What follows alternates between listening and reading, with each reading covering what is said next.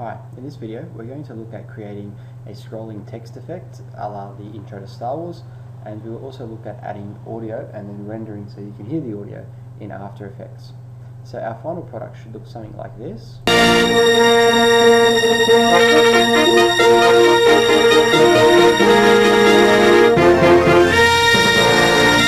And that's just the effect that I created for Year 11 Multimedia, and we'll look at how we actually create that.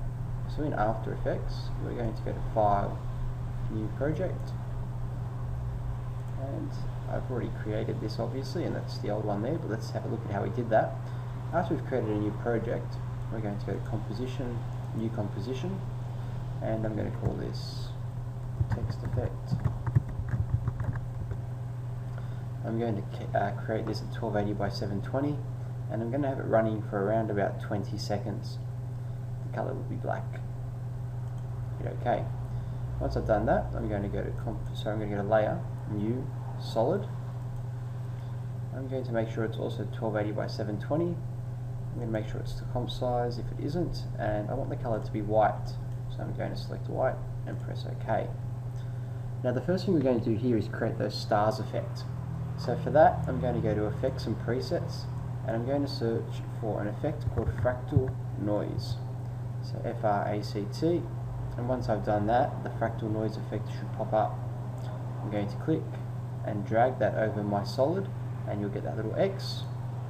Once I release that, I'll get this appearing on my screen, and I'm going to make a couple of edits to this to make it look like it's actually a bunch of stars. The first thing I'm going to do is go over to my panel on the left here, my effects, go to Transform, and I'm going to make the scale 3. And that gives it an effect almost like static on a TV screen. Now obviously the more you play around with these settings, the more comfortable you'll get with them, and you can change these to whatever you like for the best effect. I'm now going to play around with the brightness and the contrast, and I'm going to drop this down, say 40 to start with. It's probably not exactly where I want it, so I'm going to change that to 50, sorry, minus 50. And you can keep playing around with this until you get towards a number or a setting that you like. So I'm going to leave mine at about minus 50, and I'm going to drop the contrast down as well. So it looks like a whole bunch of stars in the background. Now at the moment I've got my resolution sampler here for my rendering at 1/4, which means the quality you see on the screen at the moment isn't what it's going to look like when I render it. If I change that to full, we'll get a much better idea of what that looks like, but it means it will slow the computer down. So I'm going to work at half, so we still get the quick effect while we do this tutorial. Okay, once I'm happy with my star effects, I'm going to add my text now. So I'm going to hit the text tool, and over on the right hand side, I'm going to set my heading text to about 75, and I'm going to keep it white. Click up the top here. So just type in something that will allow you to understand that this is a heading, and I just want to drop that down a bit so that way I can actually see it on the screen. I'm going to continue adding to my text just to separate it to a heading, a subheading, and some writing, kind of like you would have at the beginning of Star Wars. So I've just added in the text. I'm going to make my subheading a little bit smaller than my main heading, and I'm going to make my text smaller than my subheading.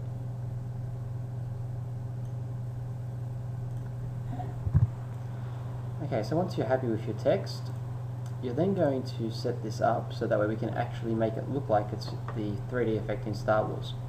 Now to enable us to edit this in 3D, we need to go down to the timeline down the bottom left, and this third box here with the little cube is our 3D layer, and it will allow us to change this and manipulate it in a 3D form. I'm going to select that, and I'll now get my X, Y, and Z axes for the text box that I can play around with. Now for me to actually manipulate this to look 3D, I'm going to go up and click the rotate tool, and I'm then going to rotate on the X axis. So first I'm going to zoom in just a little bit, and there's the X axis. I'm going to click and drag that up. and you can drag that up to whatever position you like. I'm also going to move this across to the right a little bit to center it somewhat, and I'm just pressing the right arrow on my keyboard. So once you're happy with the rotation on your text, we're going to actually now animate it and move it. So firstly I'm going to click my selection tool again, and I'm going to zoom out a bit, and I'm going to click and drag my text to off the screen. So just there. I'm then going to go down and hit the drop down arrow, and we're going to keyframe it. So I'm going to go to transform, and I want to keyframe the position. So I'm going to tick that little the stopwatch there to activate it, and I'll get a triangle which tells me that the keyframe has been set here, and I'm going to drag the scrub head all the way to the 20 seconds, and I'm going to click and drag this up and just off the solid there, and you'll see another triangle appear saying that I have a keyframe. So if I use the scrub head, I'll see the text animate. Now I'm going to quickly pre-render that, and we get the effect over the screen. Okay, now just to add the audio, we're going to go to File, Import, File, and grab where you saved your audio file. Mine's on my desktop, and it pops up over here in our project. Now I'm going to close the arrows here and click and drag that audio down to the timeline. When I pre-render again, that green bar has completely filled, then you'll hear the audio effect.